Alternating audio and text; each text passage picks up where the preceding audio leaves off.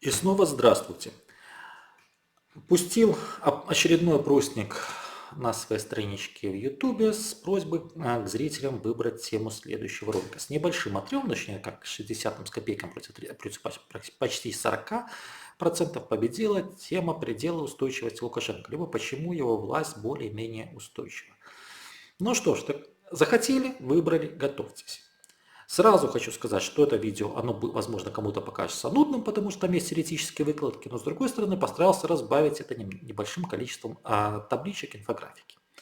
Итак, говоря об устойчивости любой системы, это может быть государственная власть, это может быть государство в целом, это может быть в определенной мере политическая партия, либо группа партий, следует первое, на что обращать внимание, это на три ключевых фактора. Три ключевых фактора – это легитимность, ресурсы, внешняя поддержка. То есть, что такое легитимность? Вот тут как раз-таки у нас, особенно в Беларуси, очень сильно путаница, потому что все кричат, кто-то там нелегитимный. Давайте поставим точки над «и». Первое. Не стоит путать два понятия. Легальная власть и легитимная.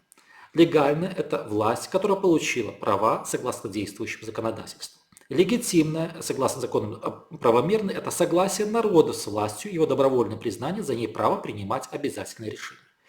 То есть, условно говоря, тот же сам президент Лукашенко, если брать в качестве отправной точки 96 год и продление своей власти, можно спорить о легальности продления власти, но поскольку было на то согласие народа, и как бы там ни было, он остался президентом, он при этом был легитимный. Янукович, напротив, президент Украины в 2013 году, в начале 2014 он был легален, но уже не легитимен. Поэтому вопрос легальности и легитимности мы оставляем уже после этого в стране, и ключевое это именно легитимность. Насколько воспринимают нормальным управление тем человеком, либо же управление определенной силой. При этом легитимность мы разделяем, оцениваем на легитимность народа, либо масс, то есть согласие населения с властью, легитимность элит.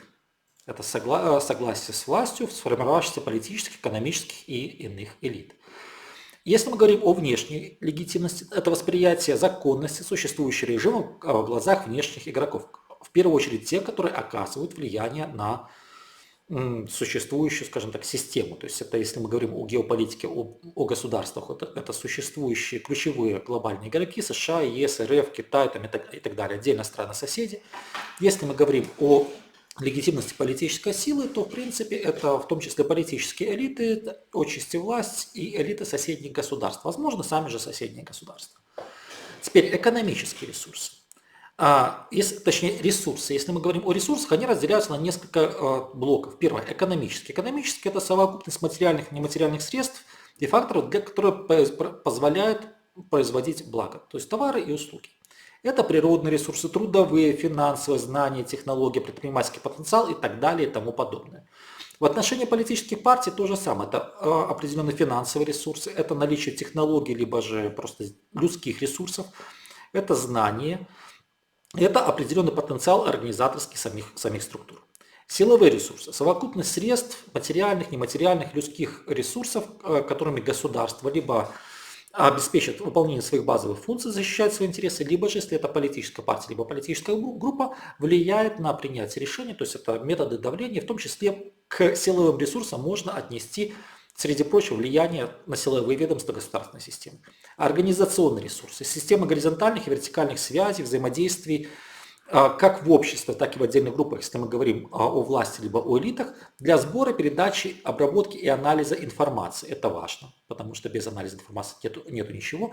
Контроля над принятием решений и обеспечением оптимального использования экономических и силовых ресурсов. То есть, грубо говоря, это голова.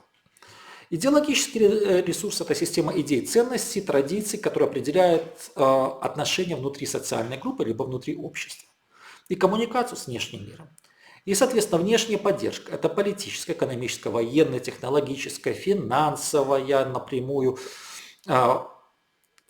либо это может быть в том числе образовательная поддержка элит, либо государства, предоставляемое внешними акторами. И исходя из того, насколько в той или иной системе есть все перечисленные факторы, все перечисленные механизмы для обеспечения стабильности, можно говорить о стабильной ситуации, либо управляемой дестабилизации, либо нестабильной ситуации, или же неуправляемой дестабилизации. Чем они отличаются? Стабильный вариант развития позволяет быть уверенным в, как минимум, сохранении текущего состояния и строить планы на будущее. Управляемая дестабилизация – это ситуация, когда система уже становится нестабильной, когда одна из ее основ исчезает, и, соответственно, появляется возможность либо, если элиты, либо если группы имеют ресурсы, в первую очередь организационные, либо финансовые, либо внешнюю поддержку, вернуть ситуацию к стабильному формату, либо сваливаться в ситуацию с неуправляемой дестабилизацией, когда по большому счету власть либо влияние валяется под ногами и поднимают те, кому не лень. То есть управляемая дестабилизация проще, если другими словами, это ситуация, при которой политическая система государства может быть либо опрокинута, либо изменена любой группой, которая имеет мощный организационный или финансовый ресурс. Неуправляемая дестабилизация – это система, при которой внешне может все выглядеть прекрасно, но она опрокидывается в том случае, когда, как говорится, маленькие дуновение ветерка от крыла того, что Талеб называет черным лебедем, просто пролетело и все рухнуло как карточный домик. В графическом виде представляется примерно так. У вас на картинке появляется табличка. Итак, что такое стабильный вариант? Это когда есть внутренняя и внешняя легитимность, сам идеальный вариант ресурса, внешняя поддержка. Но чего-то одного либо двух факторов может не хватать. Например, отсутствие ресурсов, ресурсной базы, я пока что объединяю все, может быть компенсировано внешней легитимностью и наличием внешней поддержки, естественно, внутренней легитимностью. Отсутствие внешней легитимности и внешней поддержки может быть компенсировано внутренней легитимностью и ресурсной базой. Отсутствие внутренней легитимности может быть компенсировано внешней легитимностью, ресурсной базой и внешней поддержкой. То есть в любой такой конфигурации система стабильна. Однако, как только теряется, например, есть либо легитимность, но нет ресурса внешней поддержки, в любом формате система становится нестабильной. Как только теряется внешняя поддержка и ресурсная база, система может быть нестабильна. Но тут есть ошибка, то есть могут быть ресурсы и может уменьшаться ресурсная база, но при этом отсутствовать внешней и уходить в внутреннюю легитимность, тоже система становится нестабильной. Таким образом, вот ключевые, скажем так, ключевой базис того, как система может быть стабильной и нестабильной с точки зрения ситуации. Теперь применим ее вначале к государственной системе, к власти Лукашенко. Итак, характеристика на 2010-2015 годы, условно. Как бы не прискорбно было оппонентам Лукашенко признать, но он обладал определенной внутренней легитимностью. То есть население могло соглашаться с тем, что он может быть не лучший президент, может быть он не набирает таких процентов, которые ему не рисуют на выборах, но население соглашалось с тем, что он все-таки набрал хотя бы 50 плюс 1 голос. То есть и с тем, что он есть. Поэтому внутренняя легитимность есть. Пусть она, скажем так, была несколько расшатанной. Легитимность элит тоже была, потому что элиты, они достаточно эффективно вписали в систему Лукашенко, причем как старые элиты, имею в виду экономические, про политические я уже не говорю, так и новые элиты, те же самые программисты и так далее, то есть новые бизнесы, для которых власть пытается создавать, условно говоря, такой себе заповедник, либо такой маленький офшор в середине Европы. То есть для них это выгодно, они работают на сохранение системы. Если говорить даже о части политических элит из оппозиционных сил, то по большому счету, чего греха таить, для части из них вечная, скажем так, борьба с кровавым режимом, это стало тоже чем-то вроде такого смысла жизни, и для людей главное это борьба, результат это уже второстепенное. Внешняя легитимность. В 2010-2015 году, естественно, ее практически не было. Она находилась уже, пусть не в ярко-красной, но в красноватой зоне, потому что режим поддерживался в основном со стороны России, но воспринимать Лукашенко как равноправного партнера по переговорам ни на Востоке, ни на Западе по большому счету не хотели. Экономические ресурсы. С точки зрения технологий страна, увы, уже выпадает, даже находится на грани выпадения с полупериферии по технологическому развитию мира. С точки зрения экономических ресурсов большой долговой гнет. С точки зрения уровня образования, с точки зрения ресурсов именно образовательных, тоже не все так гладко. С другой стороны, силовые ресурсы были. Организационной, как бы там ни было, вертикаль власти Лукашенко отстроил. Идеологических ресурсов не было вообще, потому что разговоры об идеологии белорусского государства это было просто как вилами по воде, то есть разговоры ни о чем, потому что то, что предлагала власть, это просто элементарно не заходило. Но внешняя поддержка была скорее тоже в красноватом фоне. Почему? Потому что основная поддержка шла из Российской Федерации, внешней поддержки из других источников, пока Беларусь, попав под санкции, либо только начинала выползать из-под санкций, внешней поддержки она по большому счету не получала. Ситуация с войной в Украине, ситуация последних лет, она несколько изменяет баланс сил. То есть, на что играет сегодня Лукашенко, будет играть дальше. Первое. Говоря о независимости как ценности, он пытается усилить свои позиции с точки зрения внутренней легитимности масс. То есть показать, что он как один из гарантов, либо как ключевой гарант независимости. Кроме того, это способ консолидации элит. Внешняя легитимность, она не сильно изменяется, потому что изменяется структура, потому что с одной стороны, да, российские элиты не все меньше и меньше воспринимают Лукашенко, с другой стороны, появляется фактор Китая, появляется налаживается отношения с Европейским Союзом, Соединенными Штатами Америки. Поэтому пусть в красной зоне, но уже с позитивным, назовем так, сценарием. Экономические ресурсы. Тут ситуация, естественно, кардинально лучше не станет с точки зрения финансов и всего остального, но с точки зрения технологического развития, это те же самые новые отрасли, по крайней мере, экономика становится более разнообразной. Это уже интересно. Но снова-таки пока в желтой зоне. Дальше силовые ресурсы сохраняются, организационные то же самое. Идеологические ресурсы, как не было, так и нет, потому что заигрывание пока с национальной идеей, оно только началось, и до своего финала оно не дойдет. И внешняя поддержка, вот как раз-таки на фоне изменения структуры внешней легитимности, она уже начинает появляться, по крайней мере, с точки зрения политической.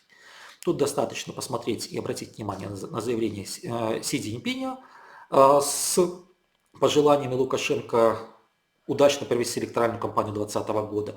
Это достаточно посмотреть заявление Соединенных Штатов Америки, Европейского Союза по результатам явно недемократических выборов, но как бы там ни было, гарантирован определенный хотя бы политическая поддержка. То есть пусть диктатор, но не области России.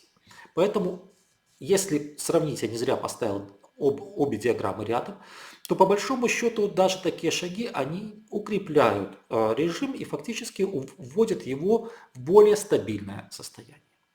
Теперь давайте посмотрим, по оппонентам пройдемся. Начнем с устойчивости белорусской позиции. 10-15 год, условно. Легитимность среди населения. Ну, я бы сказал так, условная, потому что, как бы там ни было, да, есть достаточно большая группа поддержки, но с другой стороны есть огромный антирейтинг. Легитимность среди элит ужасна, потому что правящие элиты, они, как правило, для них представители позиции, это была как красная тряпка для быка. Внешняя легитимность, естественно, была. Экономической базы, экономических ресурсов практически не было. Силовых ресурсов, ну, прошу прощения, то же самое. Организационные очень и очень слабые, потому что дефицит кадров, дефицит анализа, дефицит, я не зря говорил об сборе, обработке, передаче информации. Вот этого как раз таки не было. Поэтому организационные ресурсы в желтом поле, идеологически, как бы там ни было, но в отличие, например, даже от украинских партий, значительная часть белорусских оппозиционных партий хотя бы пытается называться идеологической. И внешняя поддержка немножко была, потому что, как говорится, в том числе и страны-партнеры давали на бедность и оказывали политическую поддержку, и в том числе и информационную. Потому что если посмотреть, например, белорусские ключевые медиа, которые популярны среди населения и не представляют государственную политику, то значительная часть из них ведет свои корни из-за рубежа. Теперь даже с белорусскими редакциями. Теперь смотрим, куда пытается власть загнать белорусскую оппозицию. С одной стороны, осторожно играя с национальной идеологией, с национальной идеей, с другой стороны, притягивая определенных представителей во власть в качестве консультантов, налаживая диалоги и так далее, и так сказать, подавая руку, но при этом не давая возможности роста. Итак, внутренняя легитимность. Настроен ли Лукашенко на то, чтобы росла внутренняя легитимность оппозиционных партий? Да ни в коей мере, по одной простой причине, что ну, во-первых, это будет съедать его собственную легитимность, поэтому тут работы вестись не будет. С другой стороны, налаживание контактов с частью оппозиционных элит, в первую очередь экономистами, там, экспертами и так далее, увеличит внутреннюю легитимность с точки зрения элит. То есть они становятся рукопожимаемыми, с ними можно иметь дело.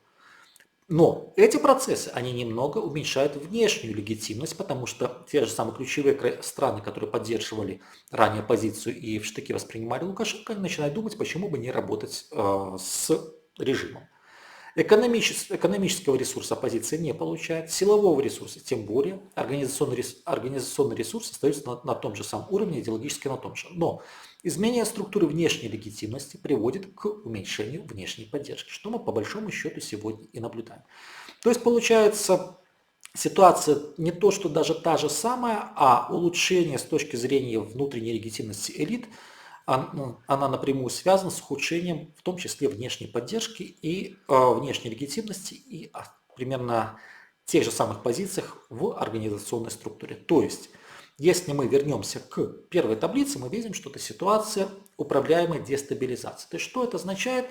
А это означает, что в принципе появляется возможность, да, и то же самое власти, либо кому-то из внешних игроков, тем более, что есть запрос на появление новых элит, сыграть просто на формирование определенного пула политических партий, которые формально, либо реально будут оппозиционны к существующему правящему режиму в Беларуси. Но они будут более рукопожимаемыми, более интересными с точки зрения и внешних игроков, и внутренних, и населения.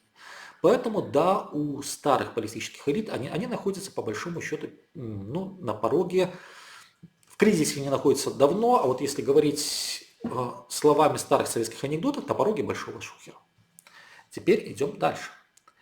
Есть еще либо одна группа элит, про которую стоит поговорить. Это то, что пытается выстроить Российская Федерация, выстраивая сеть своих пророссийских организаций в Республике Беларусь. Причем это уже не первая попытка, но после 2010 года, по большому счету, появилось несколько таких тревожных звоночков, которые стоит проанализировать. Итак, пророссийские организации, поскольку они не лезли в политику, но они были как-то нейтральны для населения. Поскольку, снова-таки, они не лезли в политику, они более-менее положительно воспринимались внутренними элитами. То есть внутренняя легитимность была на таком желто-зеленом фоне. Снова-таки, поскольку до 2015 года в росте таких организаций, если даже они декларировали свою пророссийскость, но при этом говорили о демократии, правах человека, то они пользовались в том числе поддержкой и внешних, пользовались внешней легитимностью, прошу прощения, поддержкой, как со стороны России, имели внешнюю легитимность определенной со стороны западных игроков. Экономическая ситуация. Но экономических ресурсов у них было побольше, чем, в принципе, у традиционной пробелорусской, либо прозападной, как власть называет, оппозиции, но что сказать, чтобы они жировали, я бы не сказал. Силовой ресурс. Силового ресурса в принципе не было. Было определенное влияние, но сказать, что его много, тоже нет. Организационные ресурсы, куча маленьких организаций, это не то, что является уже большой сетью. То есть на 2015 год их еще не было. Идеология была. Русский мир. Ну и внешняя поддержка, поскольку на тот момент для Российской Федерации белорусское направление не было ключевым, она вроде бы существовала, но она не была определяющей. Теперь, что пытается сделать, с одной стороны, Российская Федерация, на что пытается столкнуть это Лукашенко. То есть для Российской Федерации ключевая задача – это улучшить показатели по внутренней легитимности, ну, естественно, накачать экономический ресурс и, возможно, создать условия, при которых эти группы будут работать в режиме большой внешней поддержки. К чему ведет власть? Итак, игра, в том числе и выставление на первое место лозунга независимость, учитывая настроение в обществе, оно не добавляет внутренней легитимности пророссийским организациям. Политизация пророссийских лозунгов того же самого русского мира, она лишает частично внутренней легитимности среди элит, я имею в виду пророссийские силы. Внешняя легитимность на фоне событий в Украине и так далее, снова-таки благодаря политизации, также уходит. Остается внешняя легитимность со стороны России, но это не все игроки. При этом Российская Федерация может, и скорее всего она продавит это через решение по союзному государству, усиление экономического потенциала своих организаций. Возможно, она сможет их усилить организационно. Идеологическая базис останется тот же сам, но при этом вряд ли белорусская власть будет активно их запускать к силовикам. То есть, не говоря активно нет, но при этом будут стараться проводить ту же самую политику, которая была последние 2 года, то есть по аккуратной чистке своих рядов. Ну и говоря о внешней поддержке, если нет легитимности со стороны игроков всех, кроме Российской Федерации, если большинство государств видит в пророссийских движениях угрозу, то я очень сомневаюсь, что внешняя поддержка тоже появится. Таким образом, если подвести черту, то контуры политики белорусских властей – это максимально за счет, назовем так, объединения с объективными интересами государства как независимого, увеличить свою легитимность, улучшить свой организационный потенциал. Вряд ли это получится в краткосрочной перспективе улучшить позиции по экономическим ресурсам, но как минимум вывести ситуацию на стабильную, либо на управляемую дестабилизацию, но со стабильным результатом, с переходом в стабильный сценарий. А при этом основное направление, пусть и разными методами, то есть про западную позицию, либо про белорусскую, приближая к себе, лишать осторожно внешней легитимности и не давать развиться с точки зрения экономического силового ресурсного потенциала. А пророссийскую, наоборот, политизировать вопросы даже культурного взаимоотношения, при которых накачивание со стороны России этих организаций ресурсом, либо создание организационных структур не приведет к росту внутренней и внешней легитимности. То есть и в одном и в другом случае, если подводить черту, то самому режиму выйти на режим стабильный, либо же сохранить позицию режима стабильного, при этом всех возможных оппонентов с обоих флангов вывести в режим управляемой дестабилизации, чтобы иметь возможность на них влиять. Какой из этого вывод? Каждый делает для себя. То есть те, кто работает с властью, они, по крайней мере, видят определенные алгоритмы, они по ним действуют. Если речь идет о белорусских демократических партиях, то стоит просто как минимум посмотреть на табличку, посмотреть, где ты что упустил. Потому что легитимность среди элит, она может вырасти просто элементарными программами взаимодействия. Тем более, что имея внешнюю поддержку, имея внешнюю легитимность, подключить к этим программам ту же самую местную власть сегодня это не проблема. Экономический ресурс, сомнительно. А вот с организационным это, как говорится, все в ваших руках. Поэтому даже говоря о демократизации Беларуси, о чем-то еще, необходимо как минимум посмотреть, насколько ты устойчив и насколько ты можешь планировать свою деятельность. Для того, чтобы претендовать на власть, необходимо, чтобы в этих табличках как можно больше было зеленого, как можно меньше было красного. То есть думать о том, чтобы выйти на уровень стабильного развития и выйти на уровень устойчивости. На этом у меня все. Надеюсь, не утомил. Видео понравилось, лайкайте, комментируйте и, естественно, подписывайтесь на канал. Ну и, естественно, можете подписаться на Patreon, поддержать развитие канала копейкой, потому что это стимулирует меня записывать все новые и новые видео. Всего вам наилучшего!